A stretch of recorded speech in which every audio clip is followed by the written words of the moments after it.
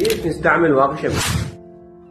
واقي الشمس هو واحد من أهم منتجات العناية بالبشرة إذا ما كان الأهم. وظيفته يحمي بشرتك من الأشعة فوق البنفسجية اللي يسبب أضرار كبيرة للبشرة واللي حكينا عنها بحلقة سابقة. واقيات الشمس تصنف حسب المواد اللي بيها، فيزيائي، كيميائي، طبيعي، وخليط بين كلهم. شنو الفرق بيناتهم؟ الفيزيائي يكون طبقة عازلة وعاكسة للأشعة، والمركبات اللي تعتبر واقي فيزيائي هو الزنك أوكسايد والتيتانيوم دايوكسايد. الكيميائي يكون طبقة على الجلد تمتص الأشعة وتحولها إلى طاقة حرارية، ومن عنده مركبات هواية نكتبها هنا. الطبيعية واقيات الشمس من مصدر طبيعي، لكن شغلها ضعيف وما توفر حماية فما نستعملها. زين، من الأحسن؟ مثل ما حكينا كل أشعة لها خصائصها، لذلك كل مركب له خصائصه الخاصة. لذلك أفضل واقي شمس هو اللي يتكون من خليط من هاي المواد، يعني فيزيائي وكيميائي نخلطهم سوا ويصير لك واقي شمس قوي جدا ويحميك من كل طيف الأشعة فوق البنفسجية، UVA و UVB ويمكن UVC.